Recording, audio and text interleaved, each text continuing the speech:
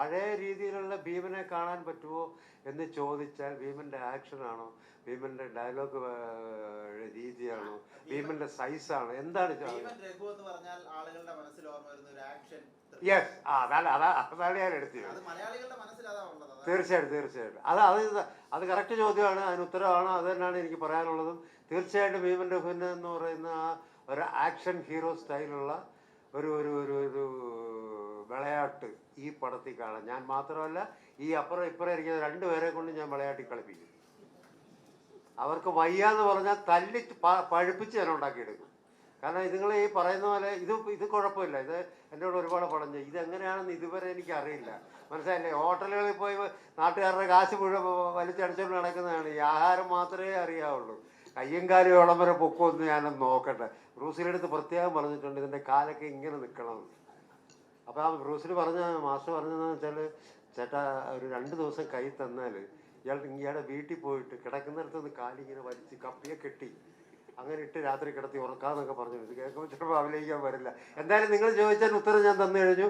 ഭീമൻ രഘുവിനെ തീർച്ചയായിട്ടും നിങ്ങൾക്ക് കാണാം. അത് മാത്രമല്ല, ഭീമൻ രഘു ഡാൻസും ചെയ്യും ഈ പടത്തിൽ. നിങ്ങൾ വെച്ച് ഭരതനാട്യം അങ്ങനെയുള്ള ഡാൻസൊന്നും അല്ല, ഒരു സ്റ്റൈലൻ ഡാൻസ്. ഞാൻ മാത്രമല്ല, ഈ 2 കുഞ്ഞുങ്ങളും കൂടെ കാണാം. ഒരു പ്രത്യേക രീതി. കാരണം നിങ്ങളുടെ പഴയ ഭീമനെ നിങ്ങൾക്ക് ഓർക്കാം, അതിന് യാതൊരു സംശയം വേണ്ട. ഓക്കെ.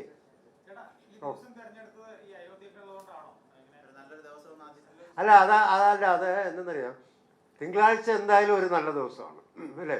തിങ്കളാഴ്ച എന്ന് പറയുന്ന ഒരു നല്ല ദിവസമാണെന്നാണ്. കാരണം പണ്ട് അരമ മണിച്ചേട്ടൻ പടമെടുത്ത ദിവസമാണ്. അപ്പോൾ പടമെടുത്ത ടൈറ്റിൽ അതാണ്, തിങ്കളാഴ്ച നല്ല ദിവസം. അതൊന്ന്.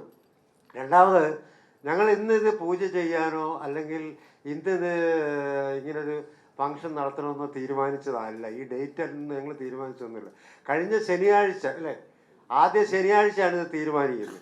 അപ്പോൾ വിഷ്ണു പറഞ്ഞു ശനിയാഴ്ച നല്ല ദിവസമല്ല, അപ്പോൾ പിന്നെ ഞായറാക്കാമെന്ന് പറഞ്ഞു. അപ്പോൾ പറഞ്ഞു ഞായറാഴ്ച ആകുമ്പോഴത്തേക്ക് അത് വലിയൊരു ആൾക്കാരൊക്കെ എഴുന്നേറ്റൊക്കെ വരുമ്പോൾ ഒരുപാട് സമയം പിടിക്കും, നമ്മളെപ്പോലെ അല്ലല്ലോ എന്ന് പറഞ്ഞു. എന്നാൽ ഞാൻ പറഞ്ഞു നമുക്ക് തിങ്കളാഴ്ച അല്ല വയ്ക്കാമെന്ന് പറഞ്ഞു.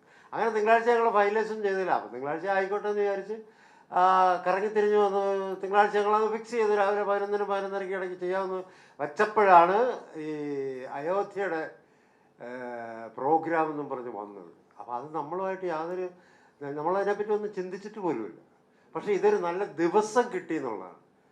അതൊരു വലിയൊരു അനുഗ്രഹമാണ്. കാരണം വെച്ചാൽ ഒരു എന്തോ അത് ദൈവത്തിൻ്റെ ദൈവാനുഗ്രഹം, ദൈവത്തിൻ്റെ നിമിത്തമാണ്. കാരണം നമ്മൾ ഉദ്ദേശിക്കാത്ത ആ ദിവസം തന്നെ നമുക്ക് ദൈവം കൊണ്ട് തന്നതാണ്, മഹാവിഷ്ണു തന്നെന്നുള്ള ഒരു വിശ്വാസം എന്നിലുണ്ട്. അത് അത്രേ ഉള്ളൂ, വേറെ എല്ലാ കാര്യങ്ങളൊന്നും.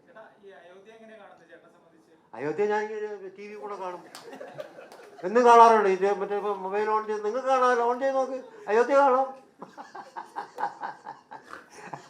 അല്ല, അയോധ്യ എന്ത് കാണാൻ?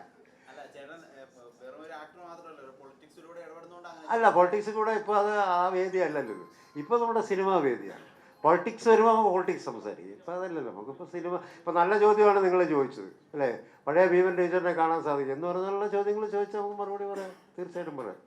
പൊളിറ്റിക്സ് വേറൊരു സൈഡ്, സിനിമ വേറൊരു സൈഡ്.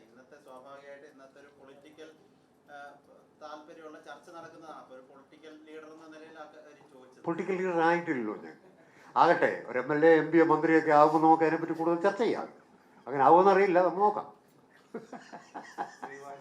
ദൈവം അനുഗ്രഹിച്ചത് നടക്കും. ഇല്ലെങ്കിൽ ഞാൻ സിനിമയിൽ തന്നെ വീണ്ടും കാലുറപ്പിച്ച് പിന്നെ മുന്നോട്ട് പോകും. അതിന് യാതൊരു സംശയമില്ല. ഇപ്പം പൊളിറ്റിക്കൽ ലെവലിൽ കയറിയാലും സിനിമ എന്ന് പറയുന്ന ഒരു കല അത് മനസ്സിൽ നിന്ന് ഒരിക്കലും ആയില്ല.